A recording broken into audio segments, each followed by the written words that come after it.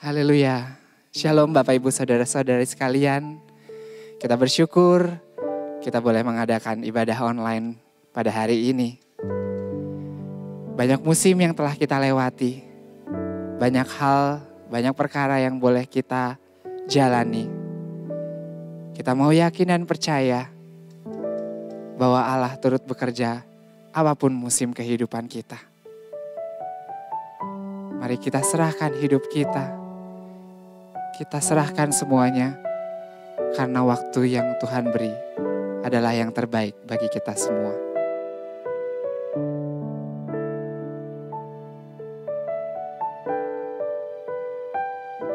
Bila kau izinkan sesuatu terjadi, ku percaya semua untuk kebaikanku. Bila nanti telah tiba waktumu, ku percaya kuasa-Mu memulihkan hidupku. Waktu Tuhan pasti yang terbaik, walau kadang tak mudah dimengerti. Lewati cobaan,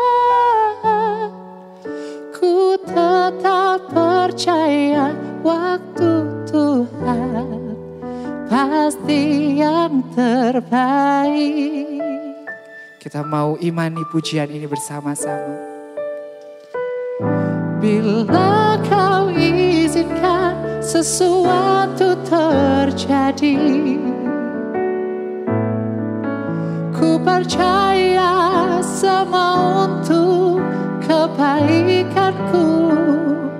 Bila nanti telah tiba waktumu, ku percaya kuasa-Mu memulihkan hidupku. Waktu Tuhan pasti yang terbaik, walau kadang tak mudah dimengerti. Lewati cobaan,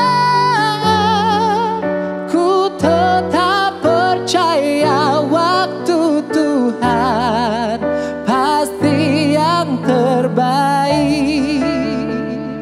Waktu Tuhan pasti yang terbaik, walau kadang tak mudah dimengerti. Lewati cobaan, ku tetap percaya waktu Tuhan pasti yang terbaik. Lewati cobaan, ku tetap percaya waktu Tuhan pasti yang terbaik. Lewati cobaan, ku tetap percaya waktu Tuhan pasti yang terbaik.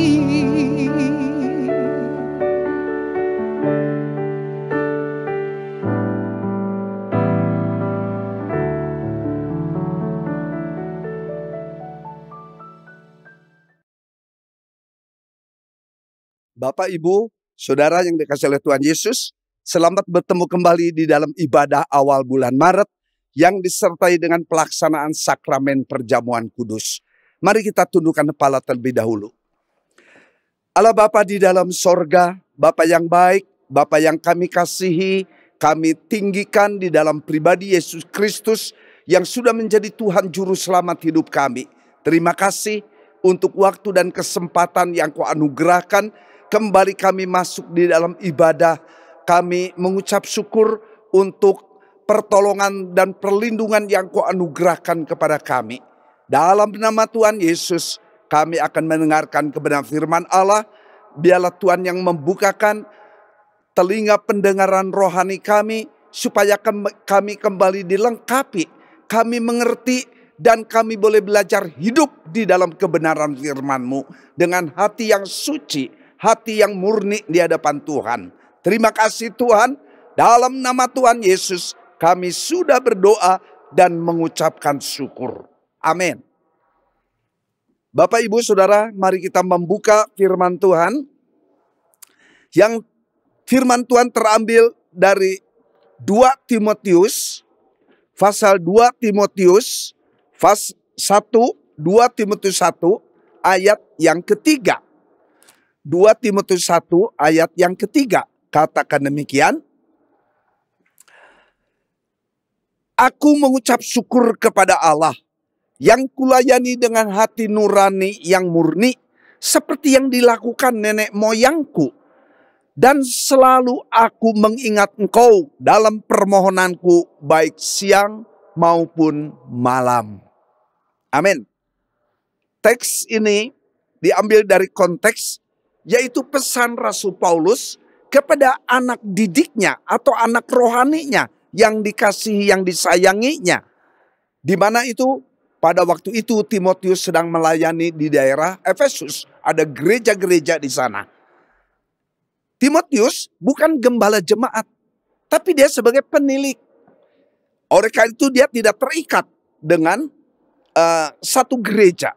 Tetapi ia membawahi ada beberapa gereja. Mungkin kalau sekarang seperti pendeta Dikio nih, yang membawahi daerah Jawa Barat.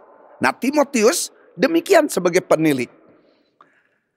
Timotius ini anak didik, anak rohani Paulus. Jadi ada hamba Tuhan yang menafsirkan kira-kira umur 16 tahun Paulus bertemu dengan Timotius. Nah, kita tahu di dalam Alkitab dikatakan dalam Kisah Para Rasul 16 ayat 1 bahwa Timotius ini papahnya seorang Yunani. Tapi ibunya yang bernama siapa ini? Eunike itu orang Yahudi dengan nenek Lois. Ya, oleh karena itu Timotius lahir dari dua suku bangsa, Yunani dan Yahudi. Nah, saudara-saudara, Timotius ditafsirkan itu dari kata timid, artinya malu-malu. Dan Timotius ini orangnya melankolis. Berapa banyak kali ia mau melarikan diri dari tugas panggilan. Apalagi kalau ada orang katakan kamu masih muda. Karena waktu itu menjabat seorang penilik itu harus 60 tahun ke atas. Timotius ditafsirkan pada waktu itu berusia sekitar 36 atau 37 tahun. Still young, masih muda. Makanya berapa banyak orang yang mungkin protes tidak terima. Itulah sebabnya Rasul Paulus katakan jangan menganggap seorang pun engkau muda. Saudara-saudara dikasih oleh Tuhan Yesus. Nah, yang menjadi hal yang ingin saya sampaikan kepada Bapak Ibu Saudara sekalian adalah ada 2-3 hal. Yang pertama, apa pesan Rasul Paulus kepada pribadi Timotius? Butir yang pertama adalah hidup harus bersyukur.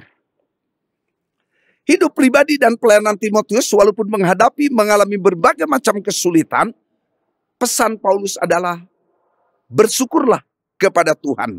Seperti ayat yang kita tadi baca, ya.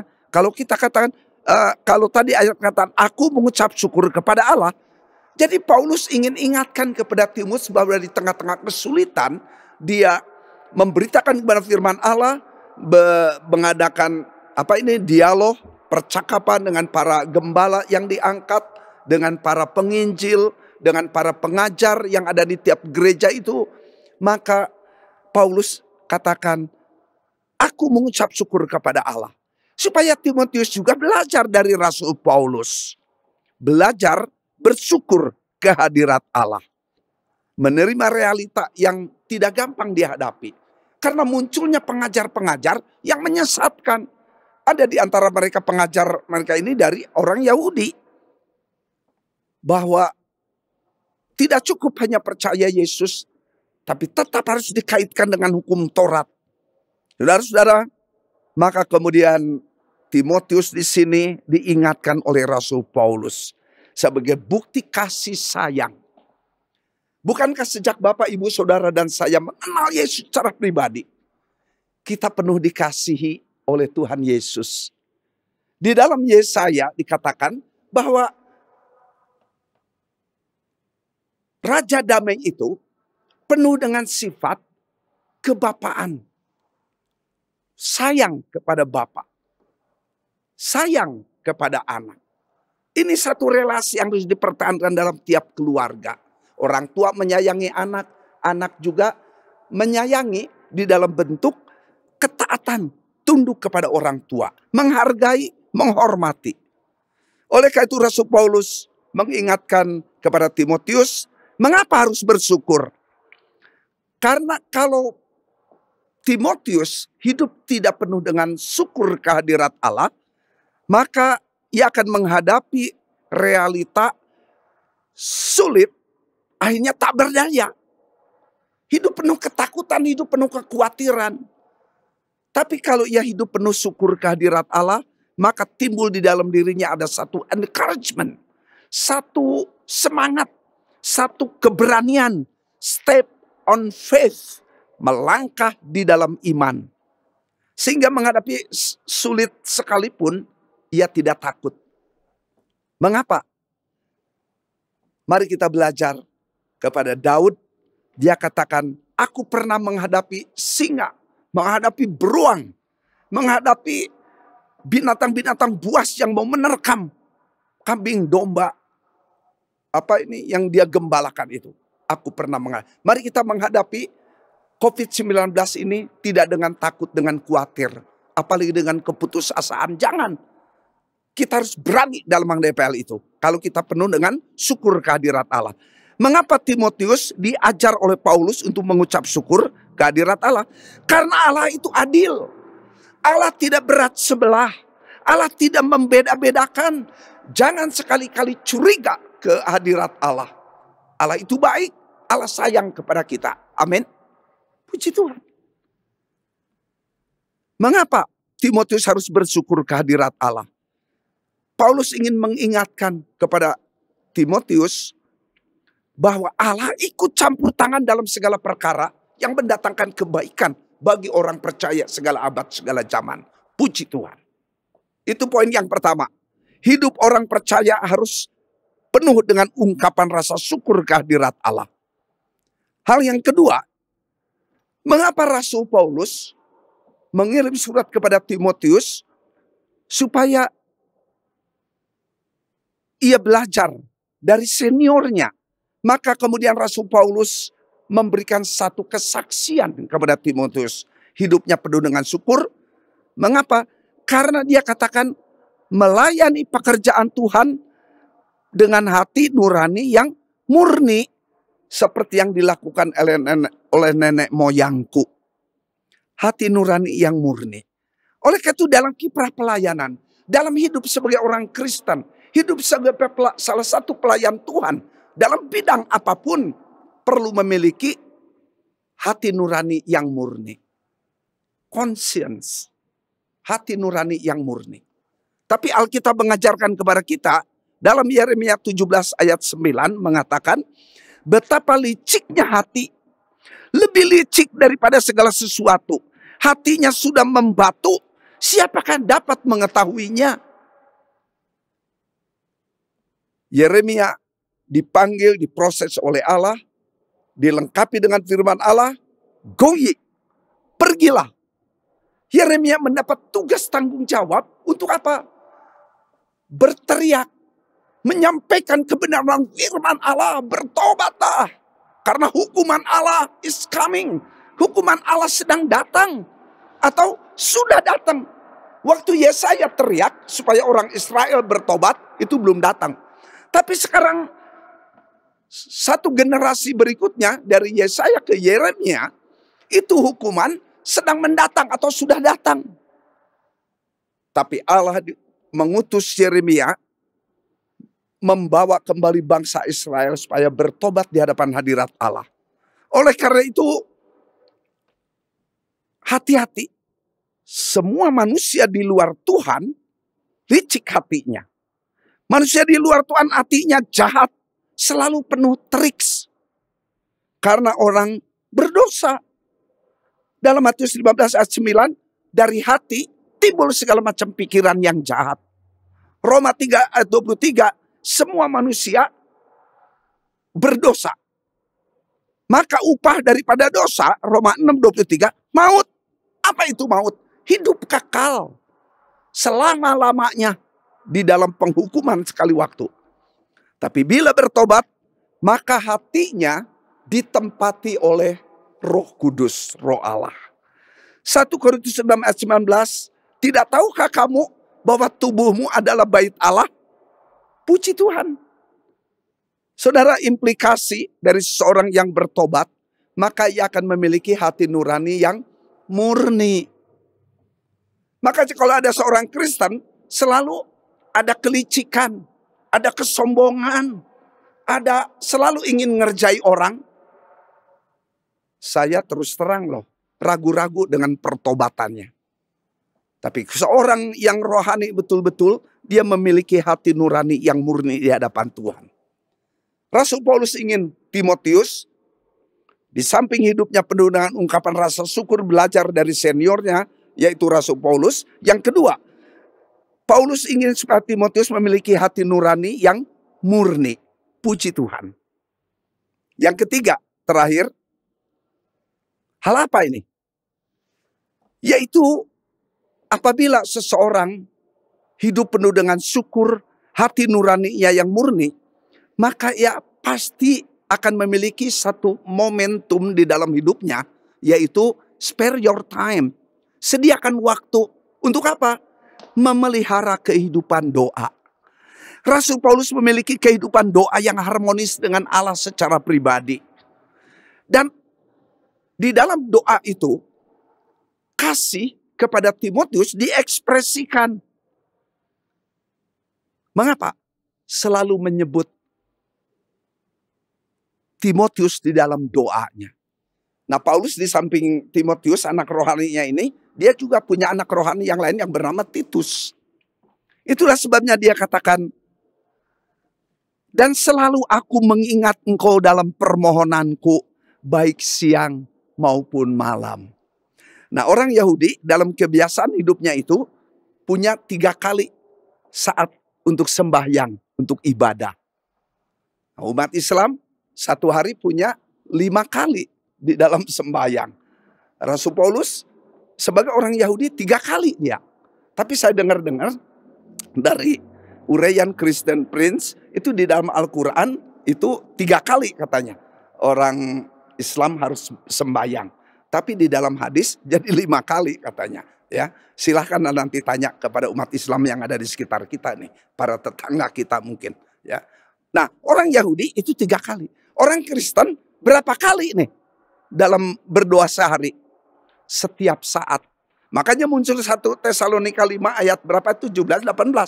Berdoalah senantiasa di dalam Tuhan.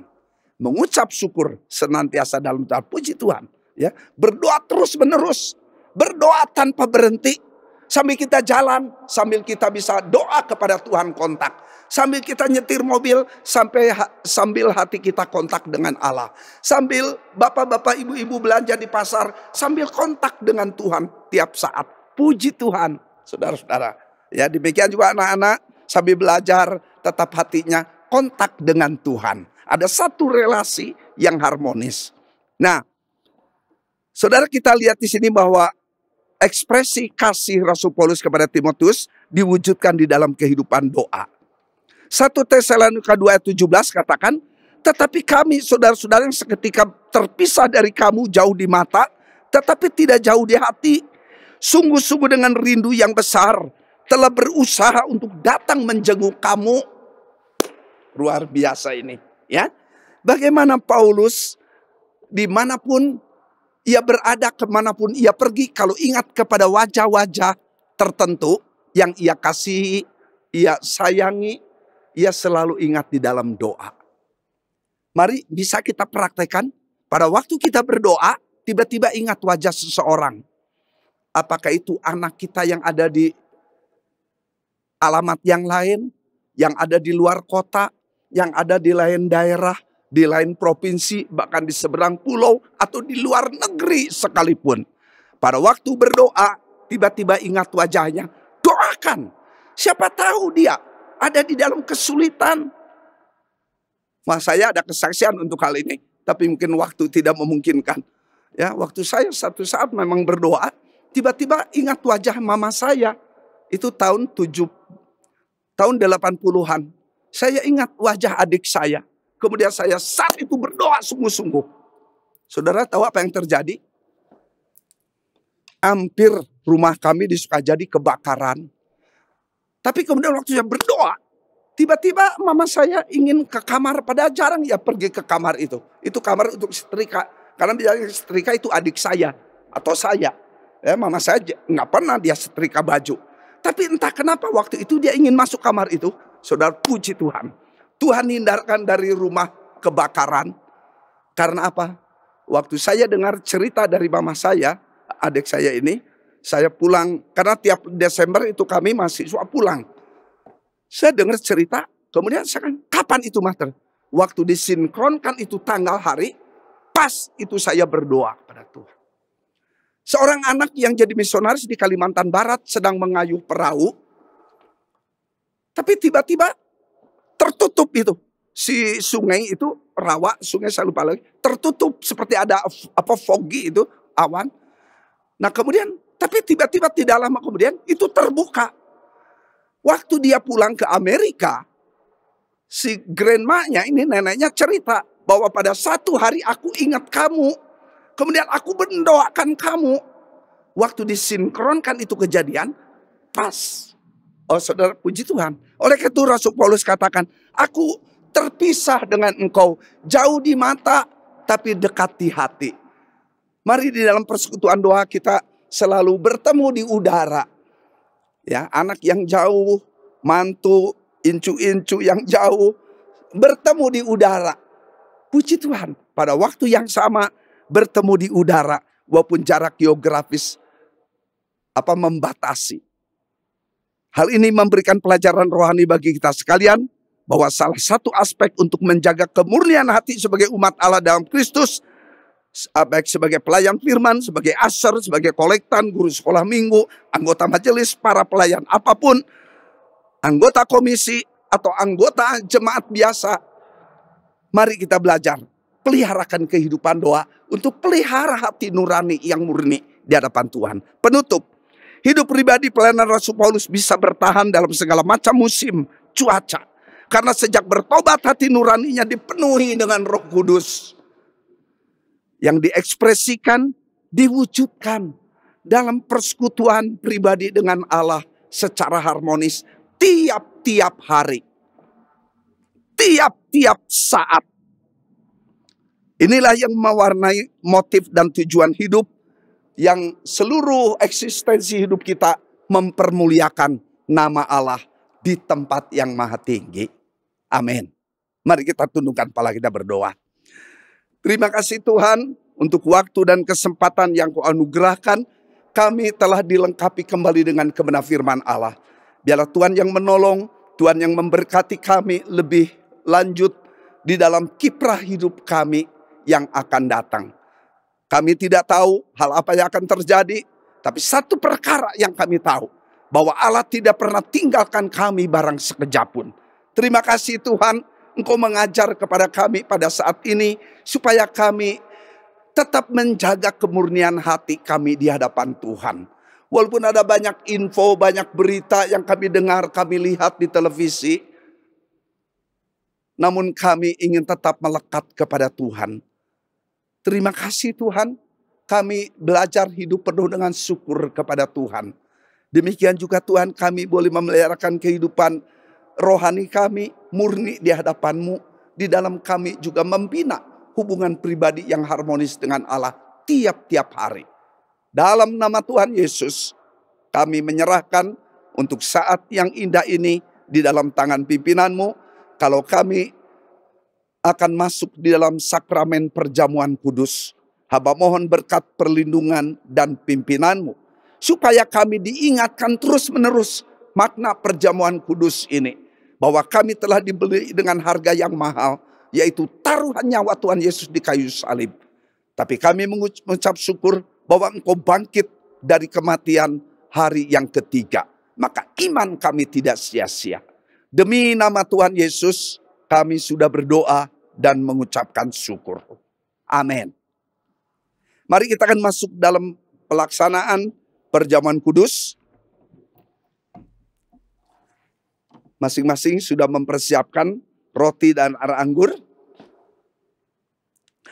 Saya bacakan dulu nas yang mendasari perjamuan kudus ini. Karena itu saudara-saudaraku yang kekasih, jauhilah penyembahan berhala. Aku berbicara kepadamu sebagai orang-orang yang bijaksana. Pertimbangkanlah sendiri apa yang aku katakan. Bukankah cawan pengucapan syukur yang atasnya kita ucapkan syukur adalah persekutuan dengan darah Kristus? Amin. Bukankah roti yang kita pecah-pecahkan adalah persekutuan dengan tubuh Kristus? Amin. Karena roti adalah satu, maka kita sekalipun banyak adalah satu tubuh. Karena kita semua mendapat bagian dalam roti yang satu itu. Amin. Mari kita tundukkan kepala, kita berdoa. Bapa di dalam sorga, terima kasih untuk awal bulan Maret ini. Kami diperhadapkan kepada sakramen perjamuan kudus. Roti dan air anggur yang ada di cawan kami masing-masing, kami mohon pengudusan-Mu, penyucian-Mu, supaya kami boleh menikmati perjamuan kudus pada awal bulan Maret ini. Sucikan, kuduskan, supaya melaluinya kami belajar hidup taat dan diberkati oleh Tuhan. Demi nama Tuhan Yesus kami sudah berdoa dan mengucapkan syukur. Amin. Mari kita angkat roti di tangan kanan kita, tinggi di hadapan Tuhan yang kudus. Ketika mereka makan, Yesus mengambil roti, mengucap berkat, memecah-mecahkannya. Lalu memberikannya kepada murid-muridnya dan berkata, ambillah, makanlah, inilah tubuhku. Mari kita makan bersama. Dalam nama Tuhan Yesus.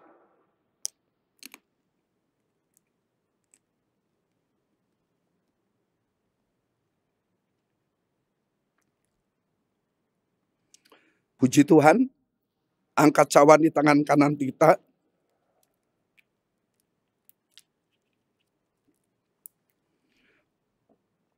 Sesudah itu ia mengambil cawan, mengucap syukur, lalu memberikannya kepada mereka dan berkata, minumlah kamu semua dari cawan ini. Sebab inilah darahku, darah perjanjian yang ditumpahkan bagi banyak orang untuk pengampunan dosa. Mari kita minum bersama. Dalam nama Tuhan Yesus.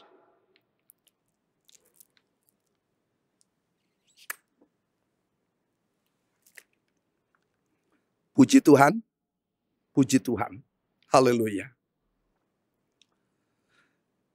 Darahnya amat kudus, sucikan dari dosa, lepaskan segala susah, darahnya tebus saya, darahnya amat kuasa, sucikan dari dosa, lepaskan segala susah, darahnya tebus saya.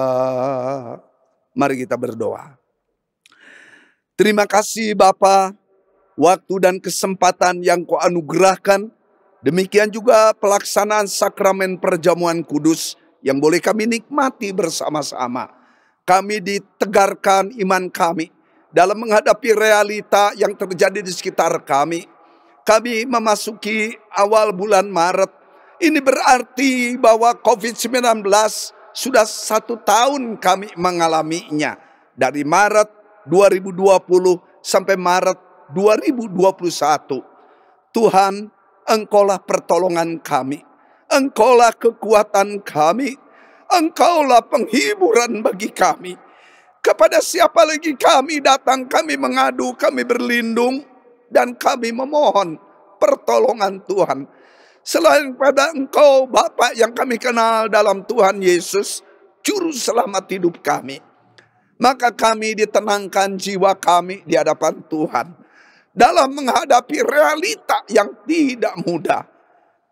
Berapa banyak jiwa menjadi korban, baik di Indonesia maupun di luar negeri. Tuhan, kami dalam kecemasan tadinya. Kami dalam kekhawatiran bahwa seolah-olah yang menjemput atau saat kematian sudah ada di ambang pintu kami masing-masing. Namun jikalau kami masih diberikan waktu dan kesempatan, kami boleh hidup sampai detik ini. Inilah anugerah Tuhan yang boleh kami syukuri di hadapan-Mu. Biarlah kami akan pakai waktu ini untuk hidup belajar berkenan kepada Tuhan. Kami percaya Tuhan tidak tinggalkan kami. Tapi Engkau mengutus para malaikat-Mu yang boleh berkemah di sekeliling orang-orang yang takut akan Allah dan melepaskan kami. Tapi kami juga ingat berapa banyak saudara seiman kami yang sudah dipanggil pulang ke rumah Bapa di sorga melalui COVID-19 ini. Mereka tidak takut, kami tidak takut, karena kami sudah mempunyai tempat yang pasti di sorga yang Tuhan sediakan. Maka Yesus katakan dalam Yohanes 14, di rumah Bapakku banyak tempat tinggal. Puji Tuhan. Oleh karena itu Tuhan, kami menyerahkan segenap hidup kami di dalam pemeliharaan tangan-Mu. Biarlah Tuhan yang menolong, Tuhan yang memberikan perlindungan, Tuhan yang memberikan kekuatan iman. Terima kasih kebenaran firman Allah yang Engkau anugerahkan kepada kami, memberikan kekuatan iman melalui hati nurani kami yang boleh dimurnikan oleh Allah. Terima kasih Roh Kudus yang berkenan tinggal dalam kehidupan kami. Kami menyerahkan para majelis, para pelayan, segenap anggota jemaat dengan berbagai macam realita yang harus dihadapi, baik guncangan ekonomi, baik kesehatan yang agak menurun, demikian juga dalam relasi suami istri, orang tua dan anak, saudara bersaudara. Engkaulah hadir di tengah-tengah keluarga maupun rumah tangga kami. Demikian juga untuk bangsa dan negara kami. Hamba mohon hikmat-Mu turun kepada Bapak Presiden kami Jokowi yang kami cintai. Kami doakan terus-menerus beliau ini untuk kesehatannya dengan keluarga. Demikian juga para menteri. Hamba menyerahkan para pejabat negara di tingkat pusat sampai daerah. Hamba mohon berkat perlindungan-Mu. Puji Tuhan. Pemerintah dengan ketat memberlakukan prokes dengan disiplin. Maka kami melihat hasilnya bahwa banyak orang-orang yang sudah sembuh. Demikian juga banyak orang-orang yang sudah pulang kembali ke rumah, sudah bekerja. Kami mengucap syukur kepada Tuhan. Tingkat kematian yang makin berkurang. Terima kasih Bapa. Apakah ini tanda bahwa Engkau boleh memulihkan bangsa dan negara kami juga untuk luar negeri. Terima kasih Tuhan. Kami menyerahkan sekali lagi seluruh hidup kami di dalam pemeliharaan tangan-Mu. Demi nama Tuhan Yesus kami sudah berdoa dan mengucapkan syukur. Kasih dari Allah Bapa, anugerah dari Tuhan Yesus Kristus, persekutuan dalam pribadi Roh Kudus, menaungi, memberkati dan melindungi Bapak Ibu Saudara sekalian saat ini sampai Maranatha, kedatangan Tuhan Yesus yang kedua kali. Amin. Salam sehat, Tuhan memberkati. Amin.